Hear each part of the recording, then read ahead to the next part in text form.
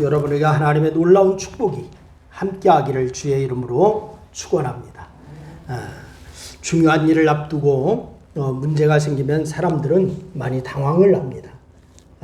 그런데 그런 문제가 있을 것을 대비해서 그런 문제를 놓고 미리 훈련하거나 대비를 하면은 문제가 발생했을 때에 어려움은 있겠지만 당황하지 않고 문제를 처리해 나갈 수가 있게 됩니다.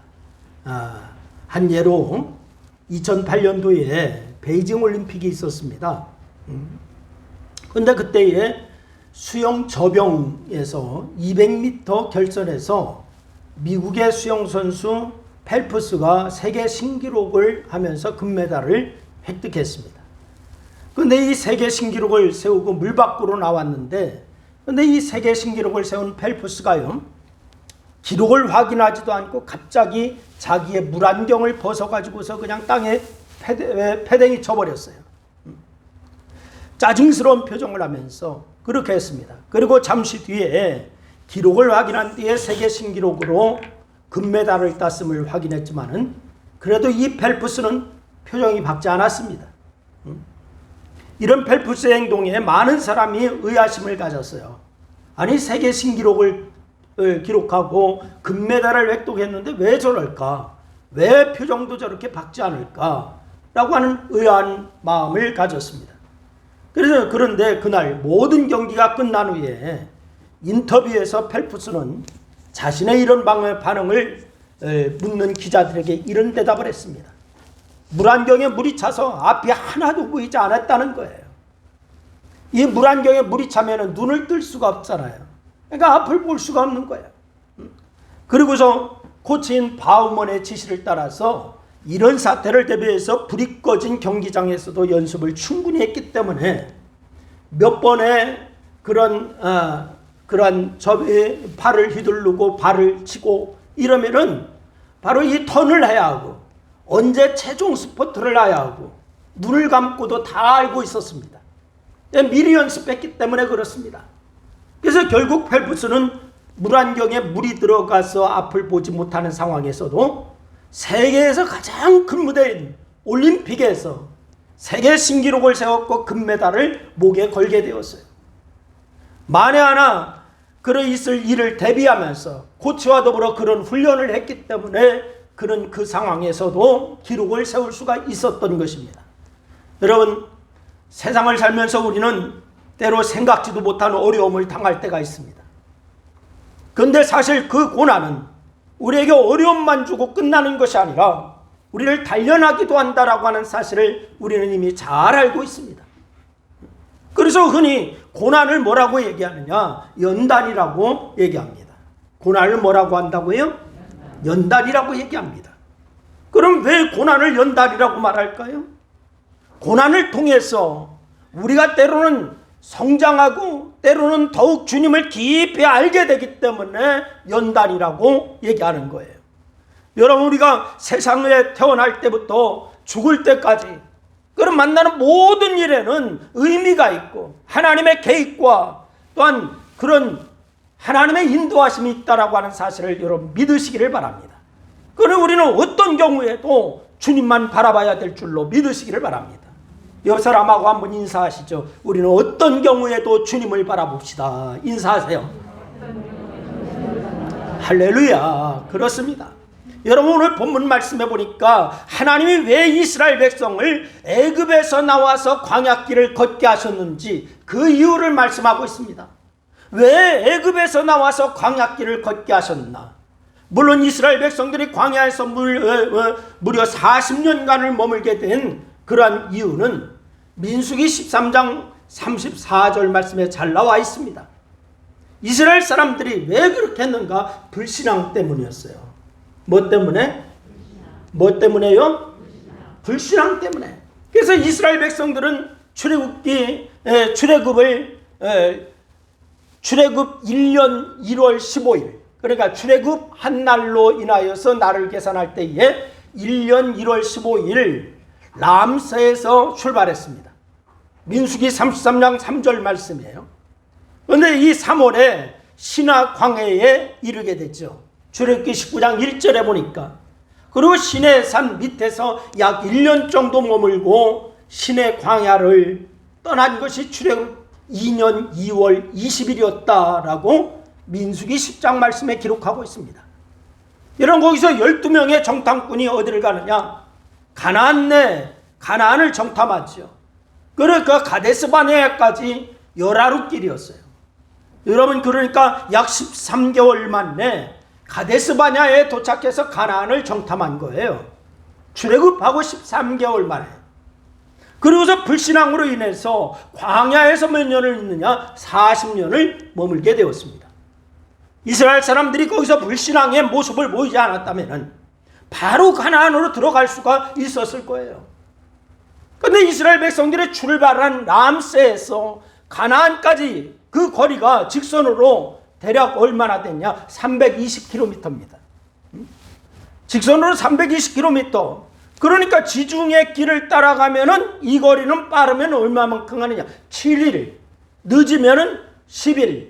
이러면 갈 수 있는 거리예요. 7일에서 10일. 그런데 하나님은 이스라엘 백성들을 이 길로 인도하지 않고 어디로 인도하느냐? 광야길로 인도하셨어요. 가나안을 정탐한 가데스바냐에까지는 13개월이 걸리게 하셨고요. 때로 우리의 삶이 그렇습니다. 여러분, 좀 편안하고 이제 고난도 없고 아픔도 없고 그런 삶을 주시면 얼마나 좋을까요? 여러분 다 그런 삶을 원하시나요? 저도 그런 삶을 원해요. 그런데 그렇지가 않습니다. 이 세상은 광야가 많아요.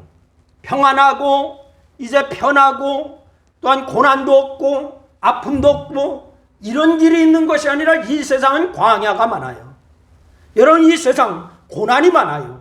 그래서 인생길을 가는 것이 꼭 광야를 가는 것과 같아요. 그럼 이렇게 광야와 같은 인생길을 지나는 우리들이 기억해야 할 것이 무엇일까요? 여러분, 첫째는 이 광야길을 가게 하는 데에는 하나님의 뜻이 있다라고 하는 사실을 기억해야 될 줄로 믿으시기를 바랍니다. 여러분, 우연히 이 땅에 온 게 아니에요. 여러분, 어떤 사람들은, 세상 사람들은 실수로 이 땅에 왔다라고 얘기하는 사람도 있더라고. 그런데 실수로 온 게 아니에요. 하나님의 계획하심과 하나님의 섭리하심 가운데 이 땅에 오셨고 오늘 이 자리에 여러분이 예배하고 있는 줄로 믿으시기를 바랍니다. 여러분, 오늘 본문 2절과 3절 말씀에 보면은 광야길을 가게 하신 데는 크게 두 가지 이유가 있다라고 말씀하고 있어요. 그 첫째가 뭐냐? 2절에서 말하고 있는 것처럼 하나님이 이스라엘을 광야길로 가게 하신 이유가 이스라엘이 하나님의 계명을 지킬 것인지 아닌지 시련이라고 하는 것을 통하여서 시험해 보려고 광야길을 가게 하셨다. 이렇게 말씀하고 있습니다. 그리고 또 하나가 있는데 그게 뭐냐면은 이스라엘을 낮추시고 굶주리게 하다가 만나를 주셔서 먹게 하신 것은 사람이 빵으로만 살 것이 아니라 하나님의 모든 말씀으로 살아야 한다라고 하는 것을 가르치기 위함이다 라고 이렇게 말씀하고 있습니다. 여러분, 이렇게 하나님이 이스라엘 사람들 광야길을 지나게 하신 데는 분명한 이유가 있는 거예요. 여러분, 그냥 하나님이 즉흥적으로 광야길을 지나게 하신 것이 아니라는 거예요. 여러분, 우연히 여러분이 여기까지 온 게 아니라는 거예요. 우리의 삶도 광야길을 지나게 하실 때가 있어요. 그것이 물질의 광야이든 건강의 광야이든 여러분 어떤 광야길을 지나게 할 때가 있단 말이에요. 사람의 광야이든 여러분 그런 광야길을 지나게 하실 때가 있는데 요한복음 9장 말씀해 보니까 예수님께서 길을 가시다가 태어나면서부터 눈먼 맹인을 만나십니다. 그런데 제자들이 예수님에게 와서 이렇게 얘기해요. 선생님, 저 사람이 맹인으로 태어난 것이 누구의 죄입니까? 자기의 죄입니까? 그 부모의 죄입니까? 라고 하면서 제자들이 예수님에게 와서 물었습니다. 이에 주님께서는 바로 요한복음 9장 3절 말씀을 보니까 대답하기를 뭐라고 대답하시는 거 아니? 이렇게 대답해요. 우리 한번 읽어볼까요? 밑에 부분입니다. 다 같이 시작. 이 사람이나 그 부모의 죄로 인한 것이 아니라 그에게서 하나님이 하시는 일을 나타나고자 하심이라. 아멘. 여러분 하나님의 일을 나타내고자 하심이라 이렇게 했어요. 여러분이 건강의 광야를 지나고 계신 분도 혹시 있을지 모르겠어요. 물질의 광야를 지나고 있는 분도 혹시 있을지 모르겠어요. 환경의 광야를 지나는 분도 있을 거예요. 그런데 이 모든 것은 믿음의 사람들에게는 우연하게 그냥 재수 없어서 광야의 길을 가게 하신 것이 아니라 하나님의 뜻을 이루고자 그 광야의 길을 가고 있다라고 하는 사실을 믿으시기를 바랍니다. 그러면 하나님의 일을 나타낸다고 하는 것이 무슨 말일까요? 물론 이 사람의 경우에는 예수님이 이 사람을 치료하셨어요. 여러분, 그래서 하나님을 나타내고 예수님을 나타냈어요. 맹인을 치료한 것이. 그런데 그 시대에 여러분 한번 가만히 생각해 보세요. 그 시대에 맹인이 이 한 사람뿐이었을까요? 맹인이 이 한 사람뿐이었을까요? 아니죠. 여러분, 많은 맹인들이 있었을 겁니다. 그럼 그 맹인들이 왜 그렇게 되었을까? 단순히 맹인들이 하나님의 일을 나타나기 위해서 그렇게 되었다면 다 고쳐줘야지. 그렇습니까? 안 그렇습니까? 그렇죠. 하지만 어떤 맹인이라도 자신의 하나님의 영광을 드러내는 삶을 살겠다고 믿음으로 살면은 그 또한 하나님의 일을 자신의 삶을 통해서 드러내는 거예요. 여러분, 오늘날 우리도 많은 아픔을 당할 때가 많이 있잖아요. 물질로 인해서, 건강으로 인해서 그런 많은 어려움을 당할 때가 있어요. 환경으로 인하여서, 자식으로 인하여서, 또한 어떤 사람으로 인하여서. 그럼 이런 어려움을 당하는 이유가 무엇일까요? 그 이유는 하나님을 붙잡고 살라는 겁니다. 어떻게 하라고요? 하나님을 붙잡고 살아라.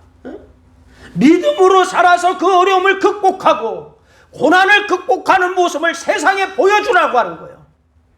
여러분, 다 그렇게 되기를 주님의 이름으로 축원합니다. 여러분, 물질로 계속 어려움을 당하고 병이 고쳐지지 않아도 우리는 물질로 사는 것이 아니라, 건강으로 사는 것이 아니라 믿음으로 사는 것임을 세상에 보여줄 수 있기를 주의 이름으로 축원합니다. 코로나19로 인해서 많은 어려움이 있습니다.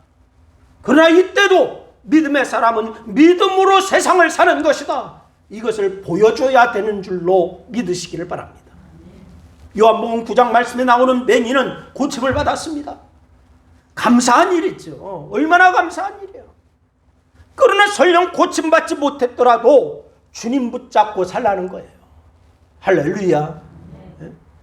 맹인이어도 믿음으로 소망 가운데 살아서 세상에 예수 그리스도를 나타내는 거예요. 그게 하나님이 하신 일을 나타나며 사는 겁니다. 우리 모두가 광야길을 지나는 것 같은 어려움들을 당하고 있을 수가 있습니다. 말을 안 하고 우리가 몰라서 그렇지 고난이 없고 어려움이 없는 사람은 한 명도 없어요. 다 어려움이 있고 고난이 있습니다. 표현을 안 해서 그렇지, 말을 안 해서 그렇지, 다 고난 가운데 있다라고 하는 사실을 부인할 수가 없습니다. 여러분, 행복해 보이는 사람도 그 뒤에는 아픔과 눈물이 있는 거예요. 여러분, 방송에 나와서 그렇게 즐겁게 웃고 이야기하는 영예 연예인들, 공황장애가 많은 이유 아십니까? 공황장애가 있어요. 남 모르는 아픔과 눈물 때문에 바로 공황장애로 시달리는 그런 사람들이 얼마나 많은지 몰라요. 하나님이 우리에게 이렇게 광야길을 가는 것 같은 어려움을 주시는 데는 분명히 하나님의 뜻이 있다라고 하는 사실을 여러분 기억할 수 있기를 바랍니다. 물론 우리는 하나님이 왜 우리에게 이렇게 어려움을 주시는지, 그 뜻이 무엇인지 모를 때가 많아요. 괜히 나만 당하는 고난 같고 나만 어려움 당하는 것 같고 억울하게 생각될 때도 많아요. 여러분, 그러나 우리가 믿는 것이 있습니다. 그것이 뭐냐? 이사야서 41장 10절 말씀해 보니까 주님은 우리에게 분명하게 말씀을 하세요. 우리 한번 다 같이 한번 읽어보시겠습니다. 이사야서 41장 10절 다 같이 읽습니다. 시작. 두려워하지 말라. 내가 너와 함께함이라. 놀라지 말라. 나는 내 하나님이 됨이라. 내가 너를 굳세게 하리라. 참으로 너를 도와주리라. 참으로 나의 의로운 오른손으로 너를 붙들리라. 할렐루야. 믿습니까? 이 말씀을 믿습니까? 여러분, 하나님이 붙잡아 주신다는 거예요. 하나님이 도와주신다는 거예요. 그러니 이 말씀을 붙잡고 광야와 같은 이 길에서 승리하는 성도가 될 수 있기를 주의 이름으로 축원합니다. 우리는 왜 내게 어려움이 오는지, 왜 고난이 오는지 모릅니다. 그러나 아는 것이 있어요. 왜 고난이 오는지 어려움이 오는지 모를 때가 많지만 그러나 분명히 아는 거 하나, 믿음으로 가면, 믿음으로 살면 하나님이 우리와 함께 하신다는 것, 이건 분명히 압니다. 아멘. 하나님이 나를 도우신다는 겁니다. 우리는 이 어려움과 고난의 이유는 몰라도 하나님이 분명 나를 사랑하시고 이 고난과 어려움에서도 나를 향한 하나님의 뜻과 계획이 있다라고 하는 사실을 믿고 있어요. 여러분, 그 믿음으로 승리하는 여러분 될 수 있기를 주의 이름으로 축원합니다. 두 번째는 어려운 광야길에도 유익이 있다라고 하는 사실을 기억하시기를 바랍니다. 광야길의 고난이 바로 매일 나만 어렵고 힘들기만 한다, 아니에요. 거기에도 유익이 있다라고 하는 사실을 기억하시기를 바랍니다. 여러분, 광야길은 어려운 길이죠. 분명히 어려운 길입니다. 마실 것도 먹을 것도 충분하지 않습니다. 그럼에도 하나님이 사랑하는 백성들을 굳이 그런 힘들고 어려운 광야길을 가게 하시는 이유가 무엇일까? 하나님을 만나고 하나님을 믿으며 하나님을 의지하며 살게 하려고 하는 이유 때문에 그래요. 다 같이 한번 따라합니다. 광야길을 가게 하신 이유는 하나님을 만나고 하나님을 믿고 하나님을 의지하게 살려고 하는 이유다. 그렇습니다. 하나님은 왜 광야길을 가게 하셨느냐? 하나님을 만나고 하나님을 믿고 하나님을 의지하고 살라고 하는 거예요. 잠언서 30장 8절과 9절 말씀해 보니까 아굴이라고 하는 사람이 나와요. 그 고백이 나오는, 우리가 같이 한번 읽겠습니다. 다 같이 시작. 나를 가난하게도 마옵시고 부하게도 마옵시고 오직 필요한 양식으로 나를 먹이시옵소서. 할렐루야. 여러분, 이렇게 아굴이라고 하는 사람이 기도하는 기도예요. 왜냐하면 내가 배불러서 하나님을 모른다, 여호와가 누구냐, 그렇게 할까 두렵다는 거예요. 내게 적절한 물질을 달라고 기도합니다. 그리고 너무 없어가지고 하나님을 부인할까 두렵다. 물질이 많으면 좋겠다라고 하는 우리의 생각과 많이 다르지요. 아주 그냥 잔뜩 쌓아놓고 천년 만년 자손 만대까지 먹고 살게끔 해야 한다라고 하는 우리와 조금 다르지요. 여기서 아굴이 말하는 것처럼 사람은 물질이 넉넉하면 하나님을 부정하기 쉽습니다. 근데 가난하고 힘들면은 하나님을 바라봅니다. 기도합니다. 여러분은 그런 경험 없으십니까? 저는 목회하면서 그런 분들 많이 봤어요. 어려울 때는 하나님 앞에 기도 열심히 합니다. 신앙생활 열심히 합니다. 하나님 나를 축복해 주세요. 이렇게 하겠습니다. 그렇게 소원하며 기도하는 사람들 많이 봤어요. 그런데 하나님이 막상 복 주시고 나니까 그대로 지키는 분도 있지만 지키지 않는 분도 많이 봤어요. 이스라엘 사람들이 광야에 어려움을 당합니다. 마실 물도 먹을 양식도 없습니다. 낮에는 너무 덥고 밤에는 바로 심지어 춥기도 합니다. 그럼에도 이스라엘 사람들은 하나님께 도움을 구할 수밖에 없었습니다. 그런 과정을 통해서 하나님을 바라봅니다. 하나님을 의지합니다. 하나님이 나를 먹이시고 살리신다라고 하는 신앙 고백을 할 수가 있었어요. 여러분, 우리에게도 고난이 오고 어려움이 와요. 그래서 하나님을 바라봅니다. 하나님을 붙잡습니다. 하나님께 기도합니다. 여러분, 고난이 없으면 하나님을 믿지 않는 사람들이 고난을 통해서 하나님을 붙잡고 믿음의 길을 가는 모습을 많이 보고 있어요. 그러니 고난에는 유익이 있다는 거예요. 고난에는 뭐가 있다고요? 유익이 있다. 시편 119편 71절 말씀해 보니까 이렇게 얘기하고 있죠. 우리 다 같이 한번 같이 읽겠습니다. 다 같이 시작. 고난당하는 것이 내게 유익이라. 이로 말미암아 내가 주의 율례들을 배우게 되었나이다. 이런 고난을 통해서 하나님을 알게 되었다는 거예요. 그것이 고난의 유익이라는 거예요. 이스라엘 사람들이 바로 광야의 고난을 통해서 하나님을 붙잡은 것처럼 우리도 고난을 통해서 하나님을 믿고 기도하고 하나님을 붙잡는 믿음의 사람들이 되니까 고난이 어려움만 주는 것이 아니다. 유익이 있다. 이런 믿음으로 또한 하나님의 복된 역사 가운데 승리가 있기를 주의 이름으로 축원합니다. 세 번째는 광야를 지남으로 성장하게 된다는 거예요. 광야를 지남으로 성장하게 돼. 여러분 아이들을 키울 때에 아이들이 한번 아프고 나면은 어른들이 하는 말씀이 있죠. 뭐라고 그래요? 뭐라고요? 약어지고 그만큼 컸다라고 얘기해요. 응? 여러분 오늘 5절과 6절 말씀해 보니까 그렇게 얘기합니다. 우리 다 같이 한번 읽겠습니다. 5절 6절 시작. 너는 사람이 그 아들을 징계함 같이 내 하나님 여호와께서 너를 징계하시는 줄 마음에 생각하고 내 하나님 여호와의 명령을 지켜 그의 길을 따라가며 그를 경외할지니라. 할렐루야. 광야는 훈련하는 과정이라는 거예요. 광야가 뭐라고요? 훈련하는 과정이다. 사실 이스라엘 사람들은 애굽에서 430년을 살면서 애굽의 문화와 애굽의 우상에 깊이 물들어 있습니다. 그런 그들에게 10가지 재앙을 통하여서 하나님의 애굽의 어떤 우상보다도 위대하신 분이다. 이것을 바로 이 죽음을 통하여서 애굽의 우상도 어떻게 하지 못하는 생명의 문제를 한순에 주고 계시는 분이 하나님이시다.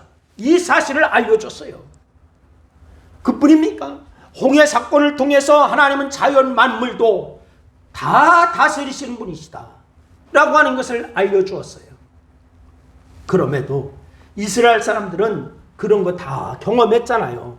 생명을 주관하시는 분이 하나님이시고 자연 만물을 주관하시는 분이 하나님이시다. 이거 출애굽 사건을 통해서 다 경험했어요. 그리고 줄일 때의 만나와 메추리아기까지 다 주셨어요. 낮에는 구름 기둥으로 더위를 막아주셨어요. 밤에는 불 기둥으로 추위를 막아주셨어요. 그럼에도 불구하고 이스라엘 사람들이 툭하면 뭐하냐? 애굽을 그리워했어요. 애굽을 그리워해. 하나님은 이 광야 생활훈련을 통해서 이스라엘 사람들이 애굽의 모든 우상과 문화를 다 버리고 하나님을 섬기고 하나님이 기뻐하시는 모습으로 살기를 하나님이 원하시는데 바로 그렇게 된 것이 아니라 지금 어디를 그리워하고 있어요? 애굽을 그리워하고 있어요.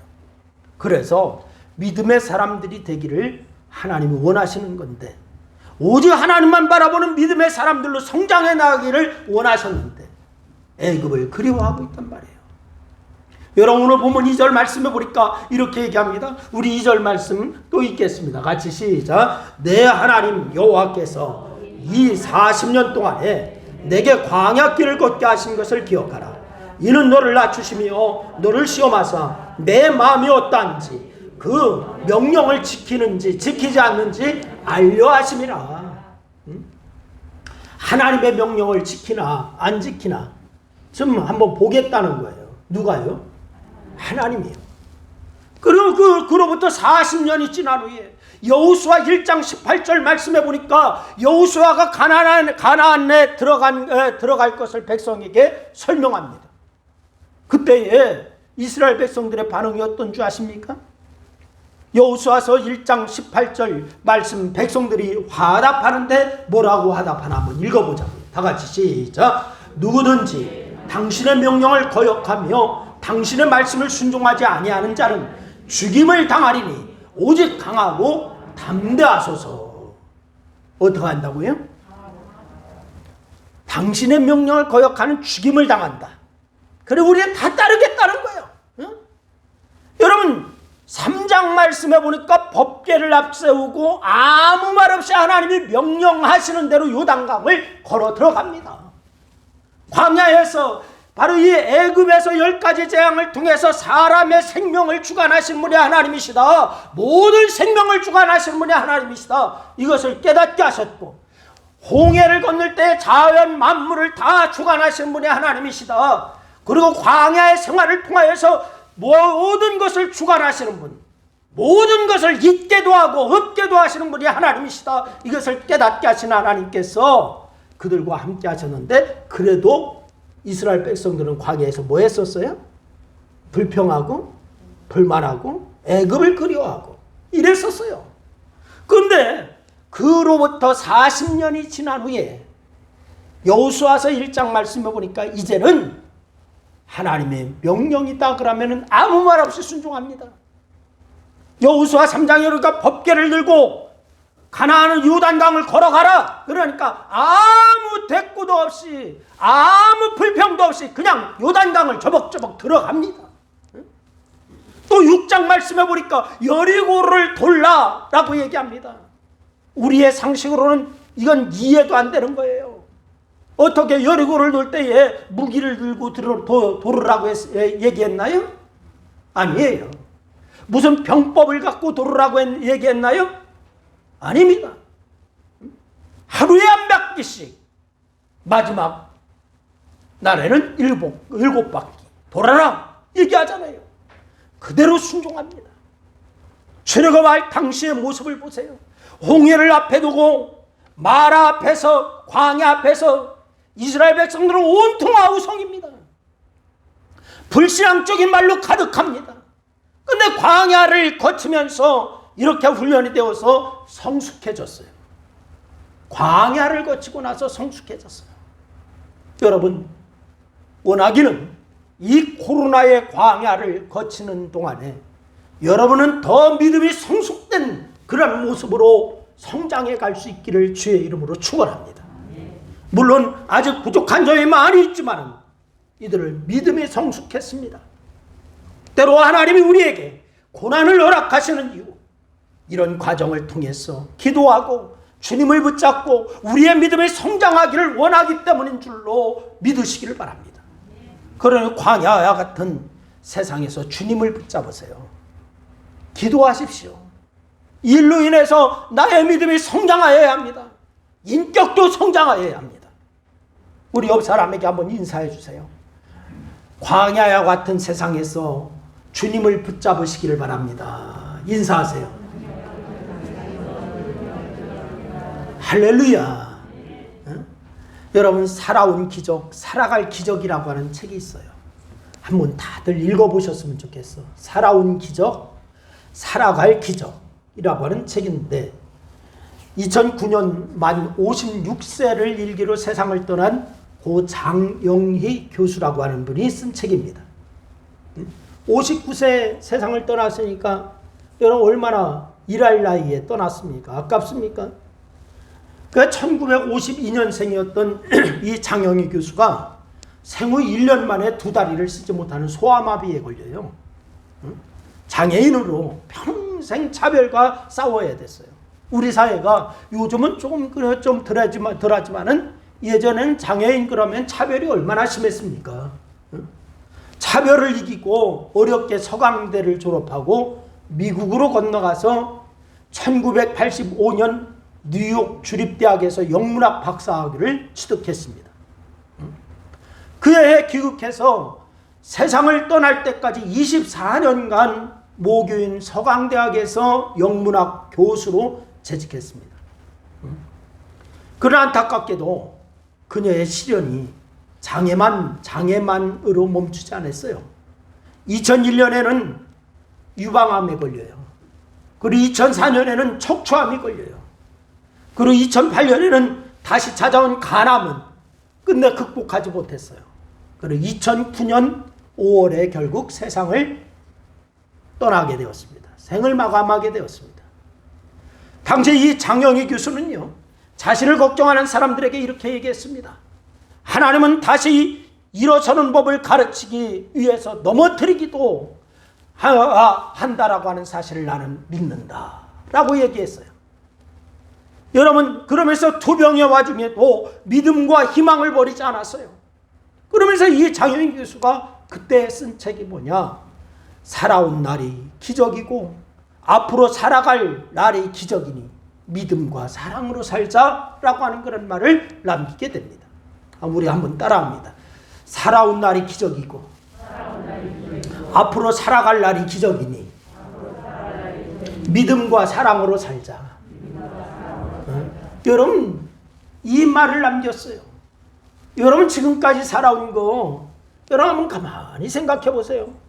저도 지금까지 살아온 날을 되돌아볼 때 어느 때는 그때는 아찔했다라고 하는 생각을 가질 때가 있어요. 참 소름 끼칠 때가 있어. 아이고 그때 이렇게 됐으면 큰일 날 걸, 이런 생각이 들 때도 있어요.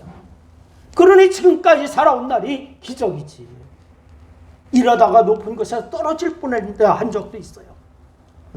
교통사고 차를 운전하고 가다가 아주 깜빡해가지고 앞차를 팍 들어받을 찰나에 서기도 했어요. 그때를 생각하면 아찔하지요. 그러니 지금까지 살아온 것이 기적이에요. 그리고 앞으로 살아갈 날이 기적이에요. 왜? 하나님께서 나를 그렇게 인도하실 것을 믿기 때문에. 그러니 믿음과 사랑으로 살아야 된다. 할렐루야. 우리의 인생을요 믿음과 사랑으로 살 수 있기를 다시 한번 주의 이름으로 축원합니다. 여러분 그렇습니다. 우리가 이제까지 살아온 것도 주님의 은혜입니다. 우리가 이제 살아갈 날도 오직 주님의 은혜로 살 겁니다. 우리에게 앞으로 어떤 일이 있을지 몰라요. 그러나 그 모든 것이 다 주님의 은혜 아래, 손 아래 있음을 여러분 믿으시기를 바랍니다. 우리가 믿음으로 살면 하나님은 결국 우리를 잘되게 해주실 것이고 승리하게 하실 거예요. 이런 믿음으로 이 광야와 같은 이 세상에서 승리하는 여러분 모두가 다 될 수 있기를 주님의 이름으로 축원합니다. 기도하겠습니다. 우리 말씀을 생각하면서 우리 한 2분 동안 합심하여 함께 기도합니다. 같이 기도합니다. 아버지 하나님, 은혜와 사랑을 고맙고 감사합니다. 광야길을 지날 때에 하나님은 우리와 함께 하셨습니다. 이스라엘 백성들이 광야길을 지날 때에 하나님은 이 모양 저 모양으로 도와주셨고, 또한 아버지 하나님 그들을 결국 가나안으로 인도하시는 그런 과정을 보았습니다. 하나님, 이제 코로나라고 하는 광야를 지나갑니다. 인생이라고 하는 광야를 지나가고 있습니다. 어려움도 있고 평안할 때도 있고 그렇죠. 여러 가지 일을 당하지만은 하나님 그때마다 우리가 이 광야를 지나게 하시는 하나님의 뜻을 기억하게 하시고 이유를 알게 하셔서 하나님의 영광을 위해서 살 수 있는 믿음의 사람들이 다 될 수 있도록 하나님 도와주시기를 원합니다. 하나님, 오늘 이 시간에 우리에게 아버지는 광야를 지날 때 어떻게 살아야 한다라고 하는 것을 가르쳐 주셨는데, 이 믿음대로 이 말씀대로 순종하고 사는 저희들 될 수 있도록 하나님 역사하여 주시옵소서. 주께서 영광 받으심을 감사합니다. 함께 하심을 감사하고 예수님의 이름으로 기도했습니다. 아멘. 할렐루야. 여러분 믿음으로 승리하는 여러분 될 수 있기를 주의 이름으로 축원합니다. 오늘 함께 예배하는 여러분 모두에게 하나님의 놀라운 축복이 넘치기를 주의 이름으로 축원합니다. 지금 코로나 이제 4단계라고 하죠. 우리 더 조심해야 합니다. 백신을 맞았는데도 뭐 50%다, 접종 효과가 50%다 이렇게 얘기하고, 2차 맞으면 좀 그것은 아직 결과가 아직 안 나왔대요. 1차 맞았을 때 50% 접종 효과가 있답니다. 그리고 2차는 아직 결과가 안 나왔대요. 몇 퍼센트 나왔나. 그래서 접종 꼭 해야 될 것 같아요. 다. 그리고 여러분 방역수칙 더 철저히 지켜야 될 것 같습니다. 손소독 잘 하세요. 교회도 곳곳에 다 소독제 비치해 놓고 다 했는데 여러분 소독 꼭 하시기 바랍니다.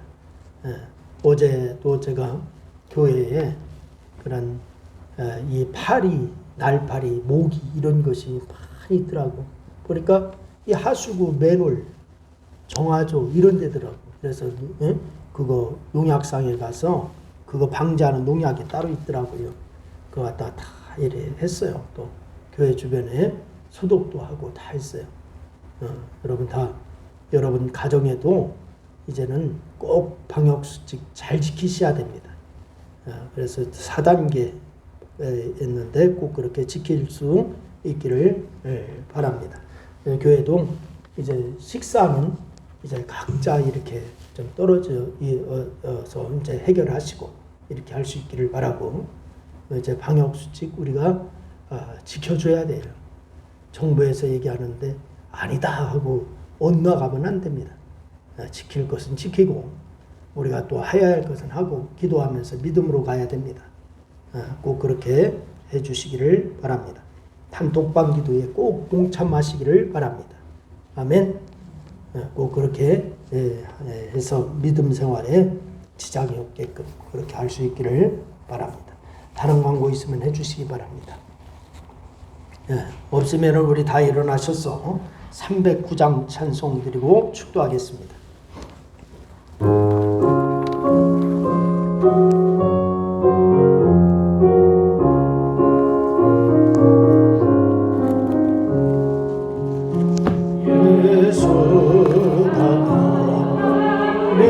신이 즐겁고 평안하구나.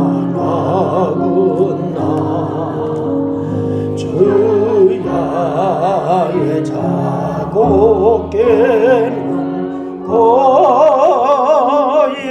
예수가 오늘이시네.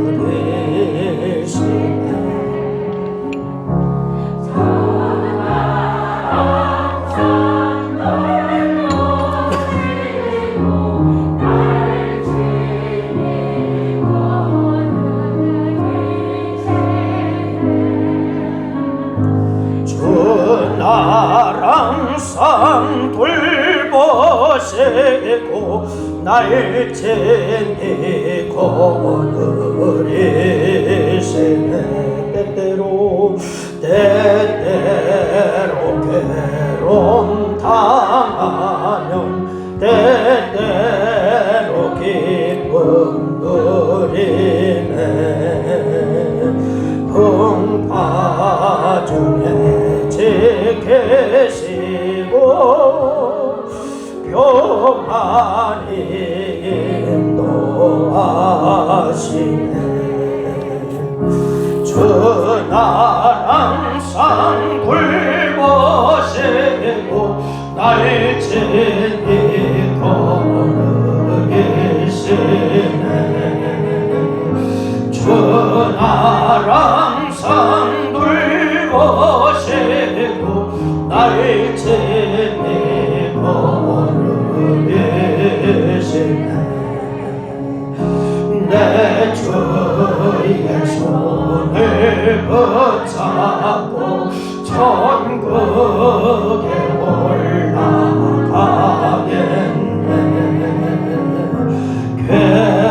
괴로우나 즐거우나 예수가 오늘이시네. 주 나랑 산 돌보시고 날 지니고 오늘이시네. 주 나랑 산 돌보시고 날 지니고 오늘이시네. 이 세상 이별할 때에 마귀의 권세를 이기네. 천국에 가는 그 길도 예수가 오늘이시네. 주 나랑 산 돌보시고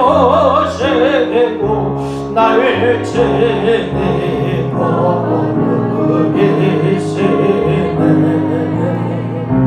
주 나랑 산 돌보시고 날 지니고 오늘이시네.